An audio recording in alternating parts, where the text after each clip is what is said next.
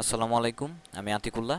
গত পর্বে আমি হঠাৎ করে আমার সফটওয়্যার একটু প্রবলেম হওয়ার কারণে হঠাৎ করে আমার ভিডিও রেকর্ডিংটি বন্ধ হয়ে যাওয়ার কারণে হঠাৎ করেই আমাকে ভিডিওটি শেষ করতে হয়েছে। তো সেই গত পর্বে আমি যেটি অ্যাকচুয়ালি দেখাতে যাচ্ছিলাম সেটি হচ্ছে আমি দ্রুপালের এসটি ডকের ভেতর ঢুকে দ্রুপালের যে সাইটটি রয়েছে সেটির মধ্যে থিমের মধ্যে যদি যাই, সেই থিমের মধ্যে আমার সবগুলো থিম রয়েছে এবং আমরা যেই থিমটি নতুন করে ইনস্টল করেছি সেই থিমটি অ্যাকচুয়ালি সাইড, অল এবং থিম, থিমের ভেতর এই ডানল্যান্ড, এইখানে এই ফোল্ডারের ভেতর আমার সবগুলো ফাইল, ওই থিমের ফাইলটি রয়েছে।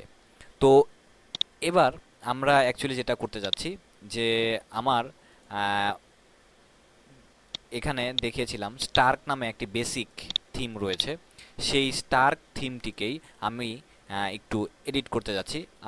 সেই এডিট করার জন্য, এবং এখানে আরেকটা কথা বলে রাখি, এই ড্যানল্যান্ড যে থিমটি রয়েছে এটিকে যদি ধরুন আমি এখানে ডিলিট করে দিলাম, তাহলে স্বভাবতই আমার ওই ওয়েবসাইটেও আমার এখানে এই অ্যাডমিন সেকশনেও কিন্তু আমার সেই থিমটি আর শো করবে না। এটা একটা বুঝতেই পারছেন। তো এটিও আমি একটু পরে দেখাতে যাচ্ছি, কিন্তু যে জিনিসটা অ্যাকচুয়ালি গত পর্বটা হঠাৎ করে মাঝখানে বন্ধ হয়ে যাওয়ার কারণে মধ্যে একটু ঝামেলা হয়ে গেছে, তো ওইটা একটু পরে দেখাচ্ছি যে ওইটা আর শো করতেছে না ডানলেনটা।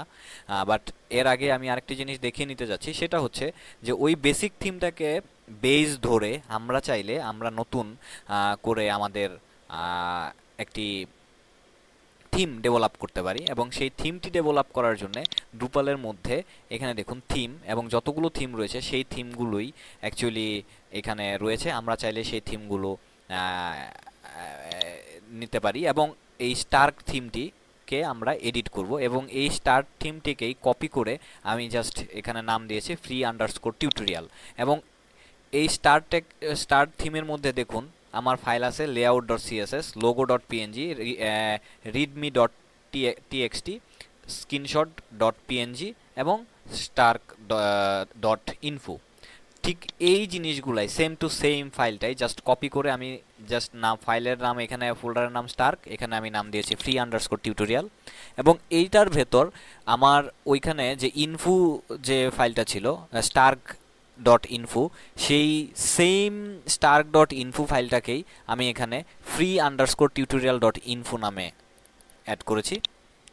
এবং এটার ভেতরে আমি যদি এই স্টার্ক থিমটার মধ্যে যাই, স্টার্ক থিমের মধ্যে আমার এই স্টার্ক আন্ডারস্কোর ইনফো এটি যদি ওপেন করি, তাহলে এখানে দেখবেন যে আমার name equal to stark, description এবং ভার্সন, এবং এখানে যে সিএসএস স্টাইল শিটটা রয়েছে লেআউট ডট সিএসএস, ঠিক আমার দেখুন এই যে লেআউট ডট সিএসএসটা রয়েছে।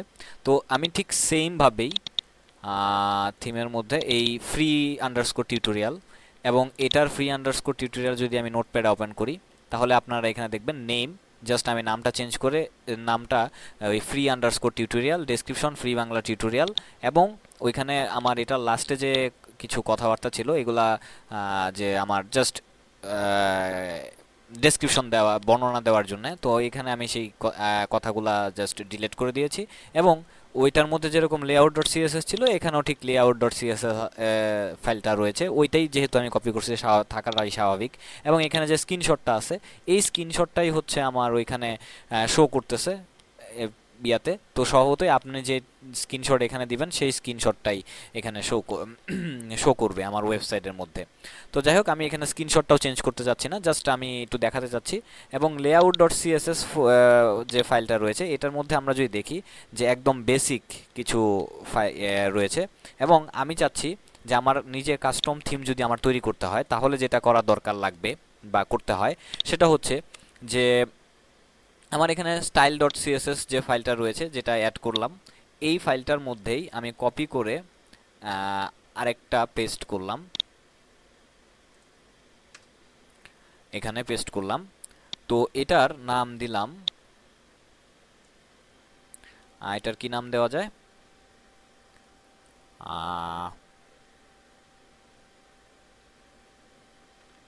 Main dot CSS. এবং মেইন ডট সিএসএস আমি নিউ একটি ফাইল নিলাম এবং এটার ভিতরে লিখলাম বডি, তারপর কালার গ্রিন এবং ব্যাকগ্রাউন্ড কালার ছাই কালার যেটা অ্যাশ কালার সেটা এখানে দিলাম এবং এটাকে আমি সেভ করলাম, ওই সেম ফোল্ডারেই করতে হবে। তো সেই সেম ফোল্ডারে আমি সেভ করলাম main ডট css নামে এটিকে সেভ করলাম। Very good. তাহলে এবার এখানে আমি আরেকটা জিনিস একটু দেখাতে চাচ্ছি যে আমার ওই বার্টিক থিমটা যে, সরি বার্টিক না তো, স্টার্ক থিমটা যে, ওই থিমের ডিজাইনটা হচ্ছে এটা। এবং এখানে আমার এই ফ্রি বাংলা টিউটোরিয়াল এখানে যে থিমটা আমি অ্যাড করেছি মাত্র যেটা তৈরি করলাম, সেই ফ্রি বাংলা টিউটোরিয়ালের এই থিমটা আমি যদি একটু পেজটা রিলোড দিয়ে নিই, এই ফ্রি বাংলা এই থিমটা যেটা মাত্র তৈরি করলাম, স্বভাবতই এইখানে ওই থিমের ডেসক্রিপশনটা এখানে দেখা যাচ্ছে আমার টিউটোরিয়াল এবং ভার্সন যেটি রয়েছে, যেটি লিখেছিলাম অ্যাকচুয়ালি আমার এই ইনফোর মধ্যে ভার্সনটি যে লিখেছিলাম সেই জিনিসগুলো এখানে শো করছে। তো এবার আমি যদি এটিকে কেটে দেই এবং আমার সিএসএস ফাইল, নতুন যে সিএসএস ফাইলটা আমি মাত্র অ্যাড করলাম এবং এর অ্যাড করার পূর্বে আমার স্টাইলের ডিজাইনটা ছিল এরকম, এবং অ্যাড করার পর এবার যদি আমি এটিকে কেটে দেই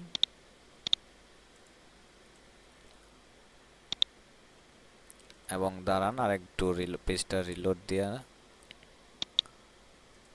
বার্টিক সেট অ্যাজ ডিফল্ট দিলাম এবং আবার এই ফ্রি বাংলাটাকে সেট আপ ডিফল্ট দিলাম।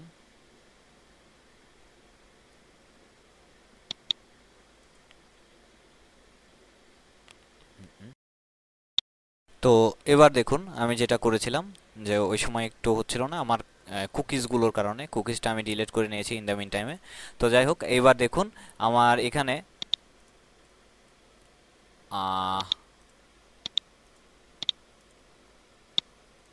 যে সিএসএস ফাইলের মধ্যে বডি কালার গ্রিন দিয়েছিলাম এবং ব্যাকগ্রাউন্ড কালার দিয়েছিলাম অ্যাশ কালার, সেই আমার ব্রাউজারের মধ্যে এখন অ্যাশ কালার এবং বডির কালারের মধ্যে এখানে আমার গ্রিন, মেনুগুলো গ্রিন চলে আসছে। তো এরকমভাবে অ্যাকচুয়ালি আমরা নিজেরা থিম তৈরি করতে পারি এবং এটা জাস্ট আমি একটা এক্সাম্পল দিলাম। তো এটা যদিও আমার তেমন আহামরি কোনো থিম হয়ে যায় নাই, বাট এবং এরকমভাবে অ্যাকচুয়ালি আমাদের থিম নিয়ে কাজ করতে হয়। এবং এখানে আমাদের বার্টিক থিমের মধ্যে যদি যাই তাহলে দেখবেন অনেকগুলো ফোল্ডার রয়েছে, কালার রয়েছে, তারপর আপনার সিএসএস ফাইল অনেকগুলো আছে, তারপর ইমেজ অনেকগুলো আছে, তারপর টেমপ্লেটের ভেতর অনেকগুলো পিএইচপি ফাইল আছে। তো এই জিনিসগুলো তৈরি করতে হবে এবং সেই হিসেবে আমাদের ওই পিএইচপি বা সিএসএস এইচটিএমএল নিয়ে একটি ভালো ধারণা থাকা উচিত, দরকার। এই হচ্ছে আমার এই বার্টিক থিমের ব্যাপারগুলো। এবং আমরা এখান থেকে থিমগুলো ডাউনলোড করতে পারি এবং সেই থিমের এক একটার এক এক ধরনের সুযোগ সুবিধা থাকবে, এটাই স্বাভাবিক। এবং কিছু সুযোগ সুবিধা থাকবে না, কিছু সুযোগ সুবিধা থাকবে, সেটার উপর স্বভাবতই সেটা থিমের উপর ডিপেন্ড করে। এবং আপনার যদি থিম মনে করেন আপনি তৈরি করতে চাচ্ছেন এবং সেই থিমটি তৈরি করার ক্ষেত্রে আপনি যদি ডকুমেন্টেশনের মধ্যে যান, ডকুমেন্টেশনের মধ্যে এখানে দেখবেন আমার রয়েছে থিমিং গাইড। এই থিমিং গাইডের মধ্যে যদি আমরা যাই তাহলে একটা থিম তৈরি করার জন্যে, যে এখানে স্বভাবতই থিম তৈরি করার জন্যে আমাদের কি ধরনের ইনস্টলেশন গাইড এবং অ্যাডমিনিস্ট্রেটর গাইড এবং আদার্স, যে থিম তৈরি করার জন্য আমাদের যে যে জিনিসগুলো দরকার, স্বভাবতই ধরুন থিমিং 6 অ্যান্ড 7 এর জন্যে যে আমরা কিভাবে কিভাবে থিম তৈরি করতে পারি, working with CSS, JavaScript, jQuery, advance theming, এইখানে মানে বিস্তারিত আলোচনা করা আছে। এখান থেকে আমরা গাইডলাইন নিয়ে নিয়ে আমরা চাইলে সেই থিমিং ব্যাপারগুলো নিয়ে কাজ করতে পারি। তো এবার আমরা যেহেতু এখানে বিশাল একটা থিম তৈরি করে ফেলেছি, তো সেই বিশাল থিমটাকে এখন আমরা ডিলিট করে দিলাম এবং আমার ব্রাউজারের মধ্যে অ্যাপিয়ারেন্স এবং এখানে আমার যে বার্টিক থিমটা আছে সেই থিমটাকে ডিফল্ট করে দিলাম, সেট ডিফল্ট হিসেবে। এবং স্বভাবতই আমার গার্ল্যান্ড আর ডগ নামে, ডগল্যান্ড না কি জানি একটা একটু আগে ডাউনলোড করেছিলাম, অ্যাড করেছিলাম, সেটাও এখন নাই। এবং ফ্রি বাংলার টিউটোরিয়ালের জন্য যে একটা আমরা কাস্টম থিম কিভাবে তৈরি করতে হয়, একটু বেসিক আইডিয়া দিয়েছিলাম সেইটাও এখন নাই, এবং স্বভাবতই এবার যদি আমি এটি ক্লোজ করি আমার সাইটটি পুনরায় আগের অবস্থায় ফেরত চলে এসেছে। এবং আরেকটি কথা বলতে চাই যে আমার এইখানে এই থিমের ভেতর যে ফাইলগুলো রয়েছে, আমার সাইডের ভেতর অল মডিউল থিম, এটির ভিতরে যে রিডমি যে ফাইলটি রয়েছে বা আদার্স যে ফাইলগুলো রয়েছে, স্বভাবতই আপনি কেয়ারফুল থাকবেন যে এগুলোর কোনো কিছু আপনি চেঞ্জ করতে যাবেন না। স্বভাবতই এগুলো চেঞ্জ করতে গেলে আমার সাইটটা ডাউন হয়ে যেতে। এবং আরেকটি ব্যাপার আমি অ্যাকচুয়ালি দেখাতে ভুলে গেছিলাম, সেটি হচ্ছে অ্যাপিয়ারেন্সের মধ্যে যদি আমি যাই, এবং যদিও এই ব্যাপারটি নিয়ে আমি আগে কথাবার্তা বলেছিলাম, সেটা হচ্ছে না সরি অ্যাপিয়ারেন্স না, স্ট্রাকচারের মধ্যে যদি যাই, তারপর এখানে রয়েছে ব্লক। এই ব্লকের ভেতর আমরা আগেও বলেছিলাম যে আমার এখানে বর্তমানে যে সাইটটা রয়েছে, এই সাইডের এখানে এই কন্টেন্টটা রয়েছে, এখানে এটা রয়েছে। আমি চাইলে আমার পছন্দ মতো সেটাকে, যেমন হেল্প এটি এখানে রয়েছে, আমি যদি চাই এটি হেডারের মধ্যে নিয়ে যেতে সেটাও পসিবল, ড্র্যাগ অ্যান্ড ড্রপ করে আবার নিয়ে আসলাম। অথবা এখান থেকে আমি হেডারের মধ্যে নিতে চাই, সাইড বারের মধ্যে নিতে চাই, সেটাও দেওয়া যেতে পারে। অথবা কনফিগারেশনের মধ্যে ক্লিক করে সেটা আমি স্থান চেঞ্জ করতে পারি, এটা দেখাইলাম। এবং ব্লকের ভেতর অ্যাকচুয়ালি ব্লকটা হচ্ছে ওয়ার্ডপ্রেসে যারা কাজ করে থাকেন তাদের জন্য, আমি তাদের বোঝার সুবিধার্থে আমি বলতে পারি যে ব্লগ অনেকটা হচ্ছে আমার ইয়ার মতো, ওই কি বলে উইগেটের মতো। তো সেই হিসেবে আমার কিছু কিছু জিনিস রয়েছে, যেমন এগুলা নান নান মানে এগুলা এখন উজ্জ্বল রয়েছে। তো ধরুন আমি যদি চাই যে এই যে এখানে আমরা free tutorial feed latest item, এই জিনিসগুলো এটা আমি তৈরি করেছিলাম পূর্বের টিউটোরিয়ালগুলোতে। তো ধরুন এটা আমি চাচ্ছি আমার ফুটার ফার্স্ট কলামের মধ্যে, তো স্বভাবতই এটা ফুটার এখানে চলে এসছে, এবং এটিকে আমি সেভ ব্লক দিলাম, সেভ হলো। এবং আমার হোম পেজটা যদি আমি এবার ওপেন করি, তাহলে হোম পেজের ফুটারের মধ্যে চলে যাই, এখানে ফুটারের মধ্যে আমার এই জিনিসটা এখানে শো করছে। তো স্বভাবতই আমি যদি এখন এটিকে ফুটার থেকে অন্য জায়গায় নিয়ে যাই, সেটাও নেওয়া যাওয়া পসিবল। আবার এখান থেকেও ধরুন এখানে কনফিগারেশন ব্লকের মধ্যে যদি যাই, এখান থেকেও ফুটার ফার্স্ট আইটেম থেকে নান যদি করে দিই নান করে দিতে পারি। আবার এখানে 7 অ্যাডমিনিস্ট্রেশন থিমের মধ্যে আমার যদি কোনো ডাইরেক্ট, যেমন কন্টেন্ট, হেল্প, সাইডবার, ইনঅ্যাক্টিভ, এইভাবে ডাইরেক্ট কোনো ইয়ার পেজের মধ্যে যদি লিঙ্ক করতে চাই, সেটা আমি এখানে করতে পারি। তারপর হচ্ছে এখানে দেখুন page, all page accept this listed, মানে আমার সবগুলো পেজের মধ্যে শো করবে, অনলি লিস্টেড পেজ, যে আমার লিস্ট দিয়ে দিতে পারি পেজের নাম, যেমন এখানে দেওয়া আছে ফ্রন্ট, ফ্রন্ট মানে খালি হোম পেজে শো করবে, অন্য কোনো পেজে এটা শো করবে না। তারপর হচ্ছে কন্টেন্ট টাইপ, কন্টেন্ট টাইপের মধ্যে এটা কোন কন্টেন্ট টাইপের মধ্যে, যেমন আর্টিকেল, বেসিক, পেজ, এই জিনিসগুলো, এবং এটির বিস্তারিত এর নিচেও দেওয়া আছে। যাই হোক, তারপর হচ্ছে রুলস, যে কে এই জিনিসটা দেখতে পারবে, তো সেই হিসেবে আমি তাদের নাম বলে দিতে পারি যে অমুক জন খালি এই জিনিসটা দেখতে পারে, আদার্স কেউ দেখতে পারবে না।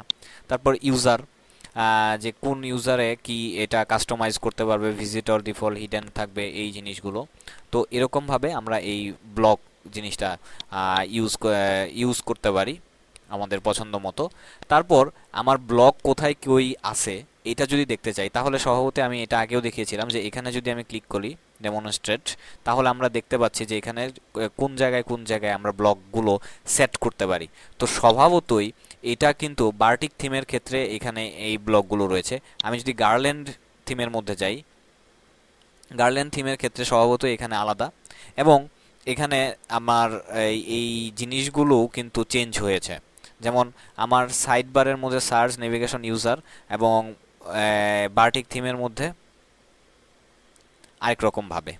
তো এটাও কিন্তু থিম ওয়াইজ চেঞ্জ হবে স্বভাবতই। এবং এটার যদি আমি ডেমনস্ট্রেশন দেখি, তাহলে এবার দেখুন যে এখানে আমার সেই ডেমনস্ট্রেশন অনুযায়ী যে কোন জায়গায় ব্লকগুলো সেট করা যেতে পারে। তো স্বভাবতই একটা থিমের উপর ডিপেন্ড করে আপনার ব্লকটা ডিপেন্ড করতেছে, যে ব্লকটা কোথায়, কয়টা ব্লক কোন ওয়েবসাইটে থাকতে পারে সেই থিমের উপর বেস করে। তো এই হচ্ছে আমার থিম নিয়ে কিছু কথাবার্তা যা ছিল, সেই জিনিসগুলো আমি আলোচনা করতে চেষ্টা করেছি। শেষ করার আগে আমি আজকের এই টিউটোরিয়ালটিতে যে ব্যাপারটি নিয়ে কথা বলতে যাচ্ছি সেটি হচ্ছে স্ট্রাকচার, এবং স্ট্রাকচারের মধ্যে মেনু, যেটি নিয়ে এখন পর্যন্ত আমি কোনো কথাবার্তা বলি নাই। এবং সেই মেনুর মধ্যে এখানে আমরা দেখতে পাচ্ছি main menu, management, navigation, user menu. এবং এই মেনুগুলো কিভাবে তৈরি করতে হয় এটা আমি অলরেডি পূর্বে টিউটোরিয়ালগুলোতে অলরেডি দেখিয়ে ফেলেছি। বাট এই মেনুগুলো আমরা চাইলে যে কোনো আমাদের পছন্দ মতো আবার নতুন একটা মেনু অ্যাড করতে পারি। আবার সেটিংয়ের মধ্যে গিয়ে আমার মেন মেনু, নেভিগেশন মেনু, এবং এটা হচ্ছে মেনু 1, এটা মেনু 2, যে আমার কোন মেনুর মধ্যে কোনটা শো করবে, কোন জিনিসগুলো শো করবে সেই জিনিসগুলো এখানে দেখাবে। এবং লিস্ট মেনুর মধ্যে আমরা এখানে দেখতে পাচ্ছি। এবং আরেকটা ব্যাপার হচ্ছে যে আমার কনফিগারেশনের মধ্যে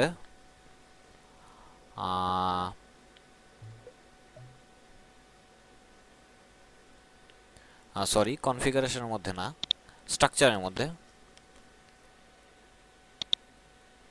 মেনু,